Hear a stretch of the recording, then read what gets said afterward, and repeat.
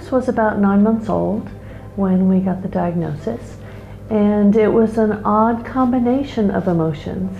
So at first there was the relief of knowing what her condition was and what explained her slow start as an infant, but there was also the shock and a bit of a feeling of devastation, because it was a syndrome I had known nothing about, and one assumes all of the challenges that could hit a child with Prader-Willi would hit your child, when in fact that has not been the case. A sadness, as well as a sense of, all right, now I know what I need to deal with.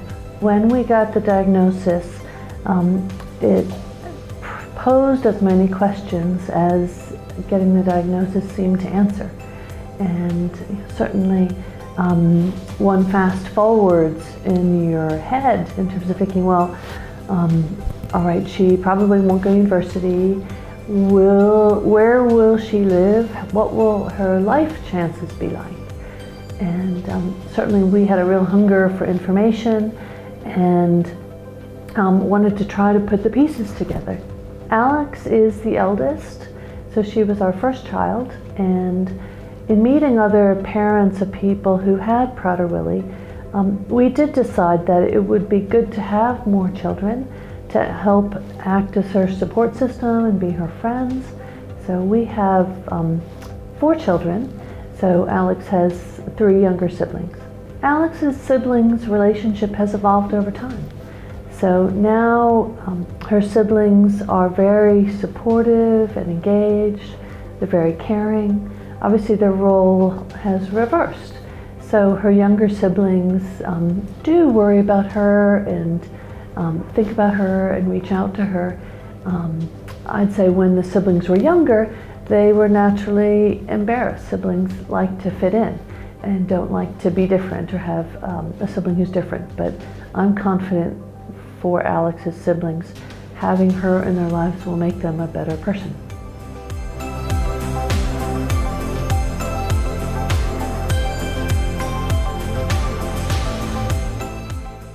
Well, Lydia is 35 years old, and she wasn't actually diagnosed until she was a year old. And so when she was born, it was quite a shock to us that things were not straightforward. We had 2 older children, and aged, what were they, 9 and 11, more or less? Yes. 9 and 11. And everything had been straightforward with them. She was born, all the neonatal tests were spot on, but within a few hours, problems were clear.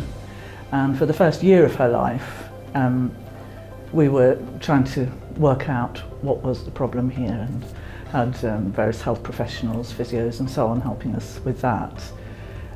But at a year old we decided that we may need to know something significant about her condition if there was a name for it. And so we were referred to Guy's Hospital, and there was a struggle to get it. We did get it.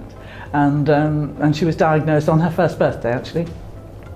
And so then we'd been through a year of anxiety and not knowing, and that was the worst bit, really, probably, wasn't it?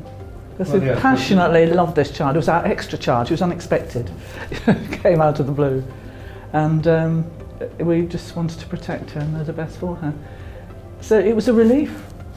Yeah, but there was no, I mean, in the actual year, the paediatrician was vague about her condition. Clearly she didn't know the condition, although at the diagnosis by Guy's, it turned out that she'd actually put that one down as a possibility, but for the previous 12 months she hadn't mentioned it at all. So we were in limbo. As you say, wanted to do the best thing, but not knowing what we saw some needs, but we weren't quite sure how to cope with those and everything else like that. So it was an uneasy, it was an uneasy year, but it was a great relief to get the diagnosis, although of course we didn't realise what the diagnosis meant.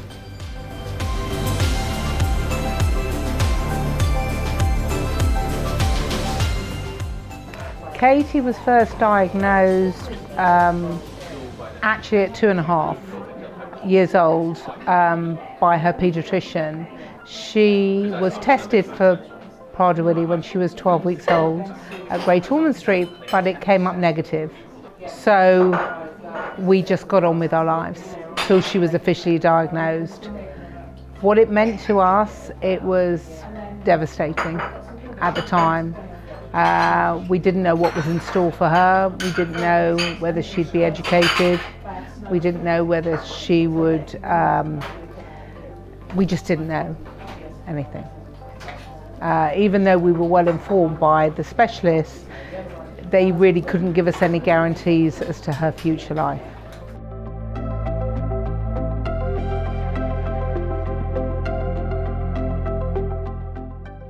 We didn't get the diagnosis until he was 8 months old. He went to Great Ormond Street when he was 1 month old. They monitored him, didn't really know what the problem was. They had suspicions. It wasn't until he put a lot of weight on as a baby, at coming up for 8 months, that they said, right, this is Prader-Willi Syndrome. So the actual diagnosis was not until about he was 8 months old. And I was talking about this coming up this morning in the car. In actual fact, it wasn't as bad a shock as what we had possibly thought of originally, because when he was first born and was taken up to the baby care unit in Hemel, I mean, he didn't open his eyes, he didn't feed. I mean, he was just asleep. You know, and every day I used to go up and think, well, perhaps today he'll wake up. You know, they didn't know what was wrong, and they said, well, you never know with births, you know, he may just wake up and be a normal baby. And you used to go up there and no, he was still asleep, and he stayed asleep really for 3 weeks. At that stage, you know, we really didn't know what we got on our hands. Obviously, it's a big thing to take on board, I think they sort of said to you, right, don't go and look up all the, you know, online or wherever, don't go and look up all the information, because, you know, it doesn't all apply to your individual son. But of course, what do you do when they say don't go and look? David went to the library, didn't you, and printed out all the sheet on Prader-Willi Syndrome.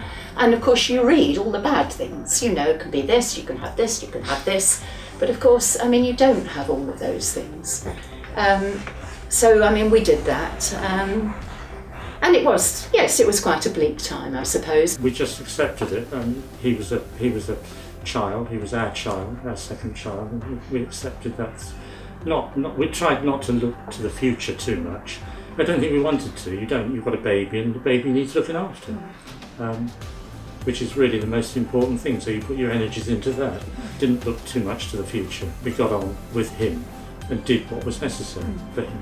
I suppose initially the Prader-Willi Syndrome Association, it had only actually started up a few years before Nicholas was born.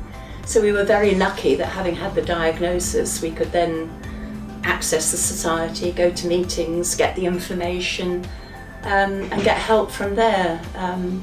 That was we were very fortunate.